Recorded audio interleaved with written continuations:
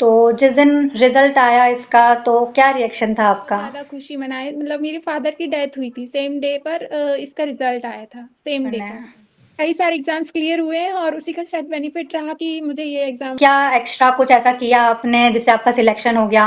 Work profile, ये assistant revenue inspector इसका main work होता है। Hello everyone, welcome to Namrata educates. तो एमपी ग्रुप टू सब ग्रुप 4 का नोटिफिकेशन ईएसबी द्वारा जारी कर दिया गया है। काफ़ी सारे एस्पिरेंट्स के मन में डाउट रहता है कि कैसे तैयारी करनी है, क्या पढ़ना है, क्योंकि टाइम भी बहुत कम है। तो आपकी भी डिमांड थी कि जिसने क्वालिफाई किया हुआ है एग्ज़ाम, हम उनसे बात करें। तो आज हमारे साथ जुड़ी है इन्हीं सवालों का जवाब देने के लिए मिस शिवांगी अग्रवाल, जिन्होंने 2019 में एमपी ग्रुप टू सब ग्रुप 4 का एग्जाम क्वालिफाई किया था और पिछले 7 सालों से वो असिस्टेंट रेवेन्यू इंस्पेक्टर एआरआई की पोस्ट पर कार्यरत हैं। तो अब हम उनसे ही बात करते हैं। तो सबसे पहले तो कैसे हैं आप? बिल्कुल, बहुत बढ़िया। Good morning. Good morning. और सबसे पहले आप अपने बारे में थोड़ा बताइए, आपका एजुकेशनल बैकग्राउंड वगैरह क्या रहा? बेसिकली मैं इंजीनियरिंग ग्रेजुएट हूँ। मैंने 2015 में कंप्यूटर साइंस स्ट्रीम से बी कंप्लीट किया है। अच्छा। देन उसके बाद मेरा फोकस रहा कि मैं गवर्नमेंट फील्ड में जाऊं। ये टेक्निकल फील्ड थोड़ा सा मुझे सूटेबल नहीं था। अच्छा। तो मैंने बैंकिंग की प्रिपरेशन स्टार्ट की और उसके साथ ही कई सारे एग्जाम्स दिए और इसी जर्नी में मेरा सिलेक्शन एआरआई के लिए हो गया। अच्छा, इसके पहले भी आपका सिलेक्शन हुआ था और किसी एग्जाम के लिए? जी बिल्कुल। मैंने बैंकिंग एग्जाम्स दिए तो मेरा आईबीपीएस क्लर्क में हुआ। अच्छा। देन उसके बाद एसएससी सीएचएसएल में पोस्टल असिस्टेंट के लिए हुआ। और उसके बाद आरआरबी एनटीपीसी भी क्वालिफाइंग स्टेज तक मैं पहुंच गई थी, बट इंटरव्यू तक थोड़ा सा नहीं हो पाया था। अच्छा, बाकी एट लास्ट ये एग्जाम क्लियर हुआ। मतलब काफी अच्छी जर्नी रही, काफी सारे एग्जाम निकाले और आपने। कई सारे एग्जाम्स क्लियर हुए हैं और उसी का शायद बेनिफिट रहा कि मुझे ये एग्जाम अच्छा। फाइनली मैं सिलेक्टेड हुई एआरआई की पोस्ट पर। हम्म। तो ये जो ग्रुप टू सब ग्रुप 4 का एग्जाम है, इसकी तैयारी आपने कब से शुरू की और कैसे शुरू की? तैयारी एज सच मैंने पर्टिकुलर इसकी कोई तैयारी मतलब नहीं की है। मेरी जो मेन प्रिपरेशन थी वो बैंकिंग के लिए थी। तो वही मेरा जो प्रिपरेशन था उसको मैंने थोड़ा सा लेवल अप किया शायद, तो वही इसमें यूज़ हुआ। मैंने इसके लिए मेन फोकस कभी नहीं किया। अच्छा, तो नोटिफिकेशन आने के बाद ही आपने सोचा कि मुझे इसकी तैयारी करनी है? बिल्कुल। मेरा था कि मुझे एग्ज़ाम देना है बस, तो मैंने नोटिफिकेशन आया तो थोड़ा सा मेरा ध्यान था कि मैं एग्ज़ाम दूंगी, थोड़ा सा सब्जेक्ट पे फोकस करना है। सिलेबस मैंने देखा और थोड़ा सा स्ट्रेटजी बनाई कि कैसे क्या क्वेश्चंस आएंगे, कैसे क्या करना है। तो बस वही रहा। अच्छा, तो क्या स्ट्रैटेजी रही आपकी, कैसे आपने उस टाइम पे लेवल अप किया अपनी तैयारी को, और कौन कौन सी किताबें आपने पढ़ी इसके लिए? सबसे पहले तो मैंने सब्जेक्ट्स, उसमें कौन कौन से सब्जेक्ट्स हैं ये सब एक लिस्ट बनाया। Maths, reasoning, Hindi, English, GS and शायद करंट अफेयर भी था उस टाइम। 2019 में मैंने दिया था। तो ये लगभग 8 सब्जेक्ट्स थे। तो मैंने मैथ्स के लिए तो आर एस अग्रवाल को चूज किया। हम्म। देन रीजनिंग और हिंदी, ये मतलब ये सारे सब्जेक्ट्स बैंकिंग प्रिपरेशन में कवर हो चुके थे। तो मैंने इन पर थोड़ा सा कम ध्यान दिया। मैथ्स और इंग्लिश पे थोड़ा सा मेरा फोकस रहा। और प्रिपरेशन मतलब मैंने टेस्ट सीरीज भी ज्वाइन नहीं की थी, डायरेक्टली एग्जाम दिया और क्लियर हो गया। अच्छा, कोई भी कोर्स वगैरह आपने परचेस नहीं किया था इसके लिए? नहीं, बिल्कुल भी नहीं। अच्छा, तो जिस टाइम नोटिफिकेशन आया ग्रुप टू सब ग्रुप 4 का, उस टाइम आप जॉब कर रहे थे या फिर आपने जॉब छोड़ दी थी, उसके बाद आपने तैयारी की थी? अ, देखा जाए तो मेरा 2017 में बैंकिंग के लिए हुआ था, तो मैंने ज्वाइन की थी। लेकिन शायद 2019 तक मैंने जॉब रिजाइन कर दी थी और मैं फ्री थी उस टाइम। फुल टाइम मैंने प्रिपरेशन तो नहीं की बट मैं फ्री थी एग्जाम टाइम में। अच्छा, मैंने एग्जाम दिया था। और क्या एक्स्ट्रा कुछ ऐसा किया आपने जिससे आपका सिलेक्शन हो गया?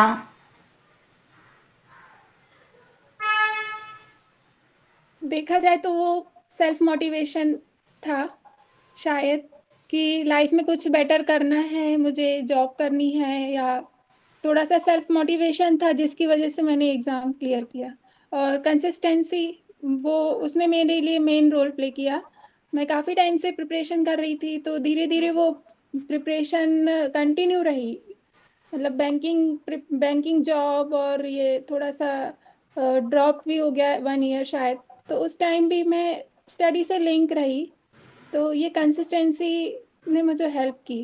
अच्छा, तो एक बार आप हमारे सारे स्टूडेंट्स को, एस्पिरेंट्स को बुक लिस्ट एक बार बता देंगे सारे सब्जेक्ट की? मैं आपसे बिल्कुल। पूछ, जैसे मैथ्स के लिए तो आपने बोला आर एस अग्रवाल, रीजनिंग के लिए कौन सी बुक प्रेफर करनी चाहिए? रीजनिंग के लिए मैंने बैंकिंग की जो कोचिंग इंस्टीट्यूट अपनी बुक पब्लिश करते हैं, हाँ तो वो हाँ। बेस्ट होती है। अच्छा, हर स्टूडेंट कोई ना कोई कोचिंग ज्वाइन करता ही है, तो उसको आप प्रेफर कर सकते हैं। अच्छा, और हिंदी और रीज इंग्लिश वगैरह के लिए? हिंदी नॉर्मल एवरेज हिंदी होती है, वो जनरली हमारा स्कूलिंग में कवर हो जाती है। तो अरिहंत शायद, मुझे एग्जैक्ट हिंदी का ध्यान नहीं है कि मैंने कहाँ से पढ़ा था। इंग्लिश के लिए आप ल्यूसेंट यूज कर सकते हैं, बेस्ट बुक है। अच्छा, और जीके वगैरह के लिए, जीके साइंस वगैरह के लिए? जीके भी Lucent, Lucent is the best. English और जीके के लिए करंट अफेयर्स नेट से कवर हो जाता है। अच्छा, हाँ। और आपका, आप अभी असिस्टेंट रेवेन्यू इंस्पेक्टर के पोस्ट पर हो, तो वर्क प्रोफाइल वगैरह क्या है? थोड़ा अपने काम के बारे में बताइए, आपको काफ़ी टाइम हो गया है क्योंकि काम करते हुए। बिल्कुल। वर्क प्रोफाइल, ये असिस्टेंट रेवेन्यू इंस्पेक्टर, इसका मेन वर्क होता है to assist the revenue inspector. अच्छा। मीन्स जो डे टू डे वर्क में रेवेन्यू कलेक्शन या टैक्स कलेक्शन होता है, property tax, water tax etcetera, उसमें हेल्प के लिए मेन हमारी जॉब का टास्क वही है। It's basically field work job. Hmm. So means ये एक एंट्री लेवल जॉब है इन म्यूनिसिपल कॉरपोरेशंस। आप इस जॉब के थ्रू नगर पालिका में जॉब के लिए एंटर हो जाते हैं। ये परमानेंट पोस्ट होती है, एंड इसमें मेन वर्क टैक्स कलेक्शन का होता है। आपको कोई भी वर्क दिया जा सकता है, टेबल वर्क या field work, as your choice. Hmm. और सैलरी भी बता दीजिए, क्योंकि सबसे बड़ा मोटिवेशन वही रहता है कि सैलरी कितनी मिलती है। जब आपकी जॉब लगी थी तब, और अभी कितनी है वर्तमान में? सैलरी पे मैट्रिक्स के हिसाब से 4 लेवल 4 या 5 की जो होती है वही थी 1900 ग्रेड पे में। तो मंथली इन हैंड सैलरी हमारी स्टार्टिंग में थी 20K, और धीरे धीरे ये इंक्रीज हो जाती है इंक्रीमेंट के बाद में। हम्म। तो स्टार्टिंग सैलरी काफ़ी अच्छी है, और धीरे धीरे ये इसमें बहुत ग्रोथ है आगे।